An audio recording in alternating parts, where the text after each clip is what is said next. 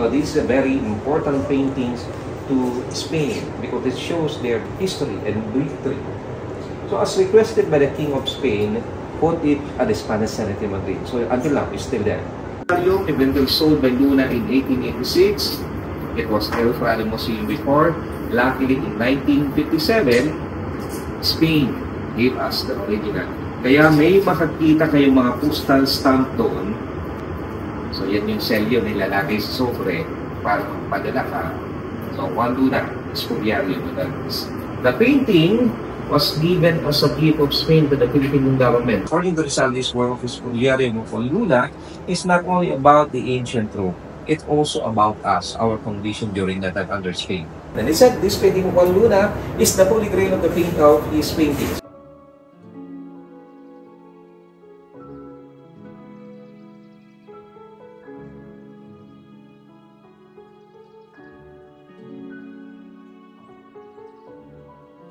This was auctioned, and the bid price, 15 million pesos.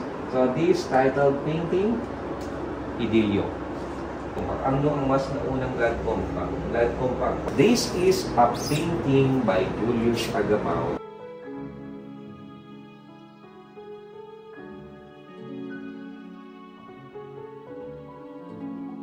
Mary Boston. Ayan yung babae na nag-encounter ng Luna at Dr. Rizal. Masama ang loob ng Luna kay Rizal. Kasi nililigawan na yung babae, niligawan ko rin kay Rizal. And this is the mother and the Juan Luna, the wife. Wear this uniform. So the other side, these were palette and brush being used.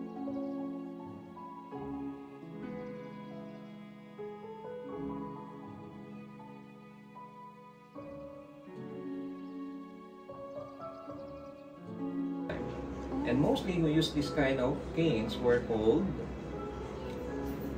Ilustrados. The Luna brothers, Juan and Antonio Luna, established a fencing school in Manila. Antonio Luna, first one.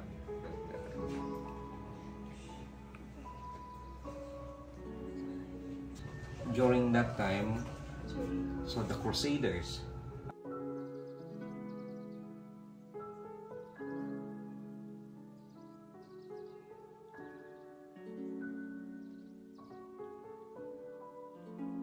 so many problems in the government, but still, na kapag namatay siya, ibalot siya sa watawat ng Pilipinas at yung damit na kanyang ikinamatay ay baon sa lupa. Lahat ng kanyang mga ari-ari ang maiiwan ay mapupunta sa kanyang ina. Pangatlo, sabi niya, masaya siyang mamamatay para sa bayan at kalayaan na hindi naman niya kinakailangan. At the age of 33, died June 5, 1899 at the hand of the Filipino soldiers, men of President Aguinaldo. On that day, he was married, and eventually his bones were transferred to Manila, and his brother, Dr. Jose Luna, they said, put the bones of Antonio Luna at Quiapo Church in Manila.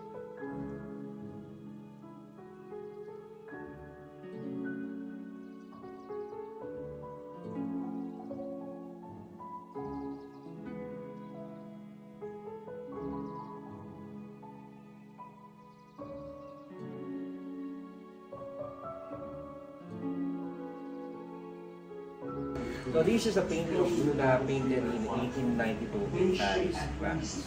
Eventually, this painting was given a friend named Ariston Bautistanin, which is the financier of the Katipunan. And he was a Mason just like Juan Luna and Dr. Jose Rizal. And in that balancing, it created tension para sa tagpawa ng Krista. Image of the map of the Philippines. Baliktad na mapa ng Pilipinas. Saan po? Baliktad. Reverse. Reverse.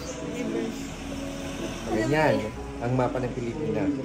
Spain sold us to US $20 million. And that's what we called Treaty of Paris, December 10, 1898. So that is now shows the abandonment of Spain to the Philippines during that time. Is actually the environment, or one of the biggest factor And where an artifact of this house was actually with the sunlight. So that's the reason why less exposure to sunlight, where it can maintain artifacts and others. Then you have also the humidity. You need to maintain the balance of the heat and the coldness of the room. Sir, about the kunam tatay nga about funds, about how you maintain this one, sir. Pangalanan niya DJ funds to maintain. So this was actually under appropriation. So GAA. So it was being budgeted by the government.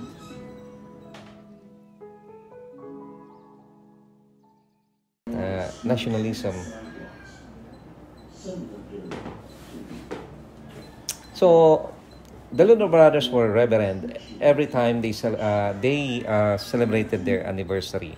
So that was October. So birth anniversary.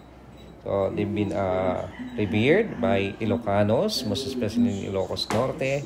And Juan and Antonio Luna actually excelled in their field of studies, and they were actually, they said, they were excellent during that time. So yun yung pananaw natin, excellence in their contribution to our history. Most especially Juan Luna being the first Filipino international achiever, which actually, it's very proud. They make us proud. So, sometimes, ang magkapatid na Luna na nagkaroon ng pagkakasalungat doon sa kanilang pananaw. So, we know that Juan Luna, just like Rizal, they want progress, development, and assimilation from Mother Spain. But Antonio Luna, he want independence because he knows the intention of the Americans here during that time. That's the reason why what he said, that hindi niya maisasakripisyo ang katotohanan para lang sa sariling kaginhawaan.